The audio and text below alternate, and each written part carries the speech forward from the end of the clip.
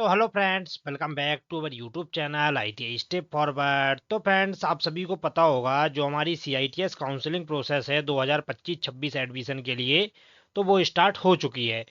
तो जो 2025 की काउंसलिंग प्रोसेस रहने वाली है, तो उसके लिए हमें क्या क्या डॉक्यूमेंट्स होने चाहिए या कितने कॉलेज को हम चूज़ कर सकते हैं, तो उन सभी को हम पूरी तरीके से डिस्कस करने वाले हैं कि कौन कौन से डॉक्यूमेंट्स आपको एग्ज़ाम के लिए लेके जाने हैं और कौन कौन से डॉक्यूमेंट्स आपको नहीं लेके जाने हैं, या जो प्रोस्पेक्टस रहेगा वो किस तरीके का रहेगा, तो उस सभी को डिस्कस करने वाले हैं। और किस किस आईटीओटी या कौन कौन सा एनएसटीआई कॉलेज है जिसमें हमारी कितनी सीटें हैं, तो उन सभी को भी हम डिस्कस करने वाले हैं।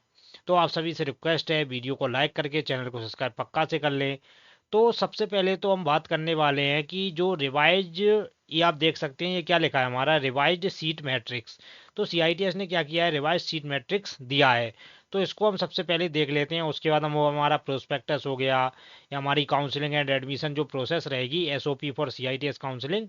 तो पहले इसको देख लेते हैं कि जो हमारी SOP for CITS counselling admission के लिए दिया गया है, ये क्या है। तो पहले हम चलते हैं एसओपी पर। तो ये हमारा क्या बोल रहा है, देख सकते हैं आप ये। तो क्या बोल रहा है, सबसे पहले हम देख लेते हैं इसको। तो क्या बोल रहा है, सबसे पहले इसको देखते हैं।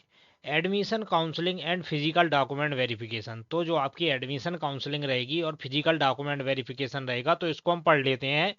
तो क्या बोल रहा है, the candidate must ensure to following the steps outlined below. क्या बोल रहा है, candidate must participate in the online counselling process and select their 5 choices.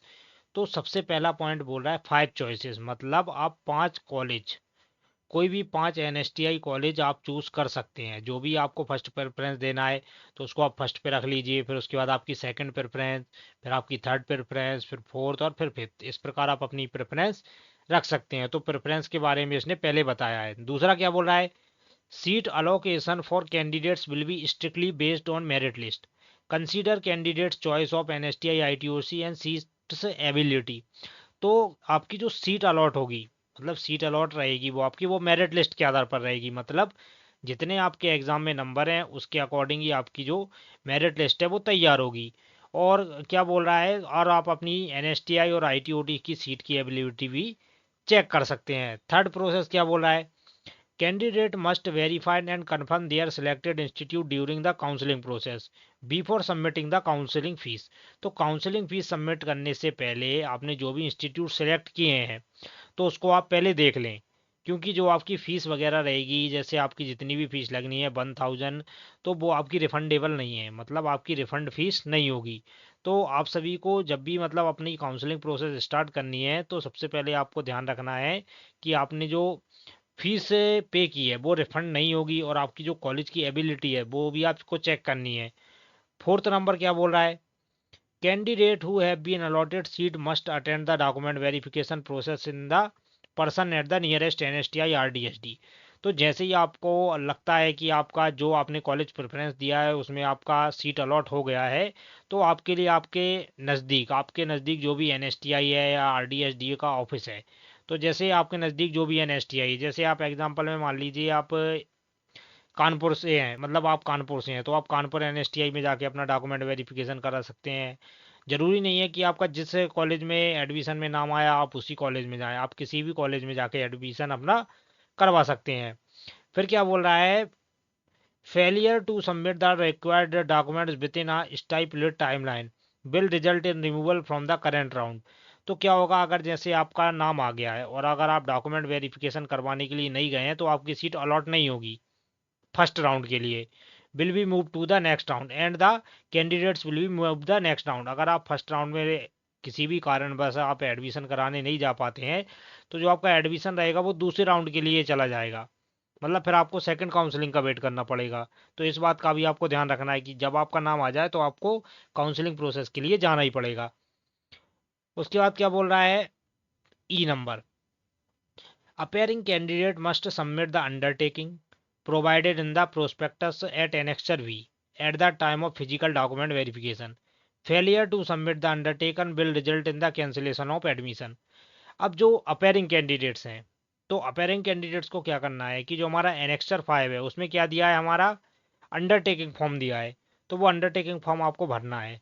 अब वो अंडरटेकिंग फॉर्म कैसा रहेगा वो मैं अभी आपको आगे वीडियो में बताऊंगा। आपका जो अंडरटेकिंग फॉर्म रहेगा वो कैसा रहेगा, तो वीडियो में आप बने रहिए और वीडियो को लाइक पक्का से कर दें।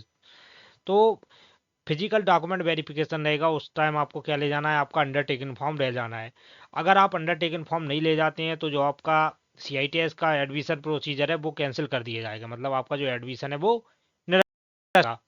नेक्स्ट क्या बोल रहा है, candidate must bring all original documents, educational qualification, category certificate, ID proof ETC submit during Nimi online registration for document verification.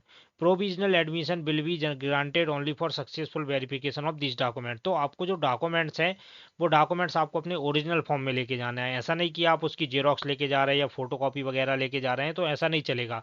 आपको अपने जो भी डॉक्यूमेंट्स है आपको उसको केयरफुली ले जाना पड़ेगा, और जो आपके ओरिजिनल डॉक्यूमेंट्स हैं तो आपको अपने ओरिजिनल डॉक्यूमेंट्स ही लेकर जाने हैं। अब डॉक्यूमेंट्स कौन कौन से ले जाने हैं तो उसकी भी मैं लिस्ट आपको अभी बता दे रहा हूँ। तो पहले हम बात कर लेते हैं जो अपेयरिंग कैंडिडेट्स हैं। अपेयरिंग कैंडिडेट्स के लिए अंडरटेकिंग फॉर्म कहाँ है, तो अंडरटेकिंग फॉर्म मैं आपको अभी बताने वाला हूँ। तो ये देख सकते हैं, ये अपेयरिंग कैंडिडेट्स के लिए, ये आपको बात ध्यान रखनी है। ये मैं किसके लिए बता रहा हूँ, ये सिर्फ मैं अपेयरिंग कैंडिडेट्स के लिए बता रहा हूँ कि undertaking form from appearing candidates parents for seeking provisional admission. तो प्रोविजनल एडमिशन कराने के लिए आपको आपका अंडरटेकिंग फॉर्म ले जाना पड़ेगा, जिसमें आपका नाम हो जाएगा, आपके फादर का नेम हो जाएगा, रेसिडिंग एड, उसके अलावा आपका एग्जामिनेशन रोल नंबर वगैरह, नेचर ऑफ क्वालिफिकेशन, NTC, तो ये सभी आपको भरना रहेगा। तो ये सब नॉर्मल सी चीज़ें हैं, आप सभी फिल कर सकते हैं। तो अपेयरिंग कैंडिडेट्स के लिए क्या ले जाना है, आपका अंडरटेकिंग फॉर्म ले जाना है। तो इस बात को आपको ध्यान रखना है। अब बात कर लेते हैं हम डॉक्यूमेंट्स की। तो डॉक्यूमेंट्स में पिछली वीडियो में भी आपको कई बार बता चुका हूँ कि कौन कौन से डॉक्यूमेंट्स आपको ले जाने हैं। अगर आप NSTI में मतलब कॉलेज में एडमिशन कराने जाते हैं तो आपकी होनी चाहिए counselling fees reports, sorry counselling fees receipt. तो आपकी क्या होनी चाहिए फ्रेंड्स, काउंसलिंग फीस रिसिप्ट होनी चाहिए। दूसरा डॉक्यूमेंट इंस्टीट्यूट अलॉटमेंट नोटिफिकेशन, जो भी इंस्टीट्यूट आपको अलॉट हुआ है तो उसका जो नोटिफिकेशन है तो वो आपको प्रिंट निकालना है पोर्टल से। उसके बाद क्या बोला, एकेडमिक सर्टिफिकेट्स में आपका 8th हो गया, 10th हो गया या 12th हो गया तो उसकी मार्कशीट वगैरह होनी चाहिए। उसके बाद क्या रहेगा, ITI डिप्लोमा डिग्री, आपका जो भी ITI सर्टिफिकेट है वो आपको लेके जाना है। आपका कोई भी आइडेंटिटी प्रूफ हो गया, जैसे आपका आधार कार्ड हो गया, पैन कार्ड हो गया, ये तो ये आपको लेके जाना है। मेडिकल फिटनेस सर्टिफिकेट में भी रिक्वायर्ड, अगर आवश्यकता लगती है तो मतलब आवश्यकता तो लगेगी ही उसकी, तो मेडिकल फिटनेस सर्टिफिकेट भी आपको लेकर जाना है। तो इस चीज़ का भी आपको ध्यान रखना है। कैटेगरी सर्टिफिकेट्स में आपका, जैसे अगर आप OBC से हैं तब भी आपको उससे कास्ट सर्टिफिकेट बनवाना पड़ेगा, SC ST, तो इन सभी को अपना OBC सर्टिफिकेट बनवाना पड़ेगा, मतलब कैटेगरी सर्टिफिकेट। उसके अलावा जो हमारे जनरल कैटेगरी है, जनरल कैटेगरी वालों को या जनरल जनरल जो रहेंगे उनके लिए हमें कैटेगरी सर्टिफिकेट की आवश्यकता नहीं पड़ेगी। तो जनरल कैंडिडेट्स बिल्कुल आपको ज़रूरत नहीं है। उसके अलावा हम बात कर लेते हैं किसकी, एक्स सर्विसमैन। उसके बाद हो गया एडमिट कार्ड फॉर CITS, और आपका जो एडमिट कार्ड है वो भी आपको लेकर जाना है। तो इस चीज़ को आपका ध्यान रखना है। अब बात कर लेते हैं मेडिकल फिटनेस सर्टिफिकेट की, तो वो आपको किस पर बनवाना है, तो ये भी CITS ने दिया है। क्या बोला है, medical fitness certificate for CITS edit admission. तो इसके लिए आपका ये जो मेडिकल सर्टिफिकेट है ये उसका फॉर्मेट है, आप देख सकते हैं। तो ये मेडिकल फिटनेस सर्टिफिकेट है, तो इसको भी आपको लेकर जाना है। तो ये जो चीज़ें हैं ये आपको भूलना नहीं है और आपको पक्के से करवा के ले जानी है। अब ये जो मेडिकल सर्टिफिकेट रहेगा ये आपका कोई भी MBBS डॉक्टर है या गवर्नमेंट हॉस्पिटल का जो डॉक्टर है वो आपको बना के दे देंगे। तो ये ज़्यादा कोई बड़ी प्रॉब्लम नहीं है, लेकिन आपको बनवा के लेके जाना है। तो जो भी आपका और OBC वालों को एक बात का और ध्यान रखना है, एक बात और बताना मैं आपको भूल गया कि जो भी OBC के कैंडिडेट हैं, OBC के जो कैंडिडेट्स रहेंगे उसके लिए जो जाति प्रमाण पत्र लगेगा, जो आपका क्या कास्ट सर्टिफिकेट लगेगा, वो सेंट्रल गवर्नमेंट का लगेगा। किसका लगेगा फ्रेंड्स, सेंट्रल गवर्नमेंट का। तो इस बात को भी आपको ध्यान रखना है, मतलब ये बात आपको भूलना नहीं है, सेंट्रल गवर्नमेंट का कास्ट सर्टिफिकेट लगेगा। ये आपका कहाँ से बन जाएगा, ये आपका डिस्ट्रिक्ट लेवल पर बन जाएगा। तो ये सेंट्रल गवर्नमेंट का भी आपको बनवाना बहुत ज़रूरी है। उसके अलावा बात कर लेते हैं तो राउंड 1 काउंसलिंग हमारी कब से स्टार्ट हो रही है, चॉइस फिलिंग 30 जून 2025 से 3 जुलाई 2025। और अभी आप शायद चेक करते रहना, अभी से भी इसके फॉर्म शायद स्टार्ट हो चुके हैं। तो ये आपको ध्यान रखना है। क्या बोला है, result of first round of counselling, तो फर्स्ट राउंड का जो काउंसलिंग का जो रिजल्ट है वो 4 जुलाई 2025 को पब्लिश कर दिया जाएगा।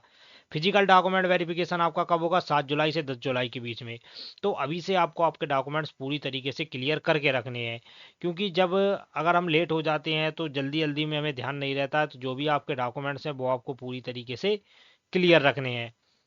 तो फ्रेंड्स ये थी मतलब हमारी वीडियो जिसमें हमने बता दिया है। और उसके अलावा अगर हम बात करें कॉलेज अलॉटमेंट की, कॉलेज की अगर सीटों की बात करें, तो ये जो CITS का प्रोस्पेक्टस है आप इसमें देख सकते हैं, जिसमें हमारा वुमेन NSTI हो गया, NSTI हमारे कॉलेज वगैरह हो गए, तो उन सभी की लिस्ट वगैरह दी है किस कॉलेज में हमारी कितनी सीटें दी गई हैं। तो देख सकते हैं अलग अलग कॉलेज में या अलग अलग ट्रेड के हिसाब से अलग अलग मतलब हमारी सीटें हैं, तो इन सभी को आप मतलब देख सकते हैं।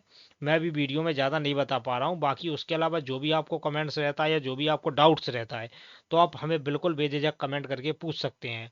तो फ्रेंड्स आप आज की वीडियो में इतना ही, बाकी जो भी आपको डाउट होता है आप कमेंट बॉक्स में कमेंट करके पक्का से पूछ सकते हैं। तो मिलते हैं नेक्स्ट वीडियो में, तब तक के लिए जय हिंद।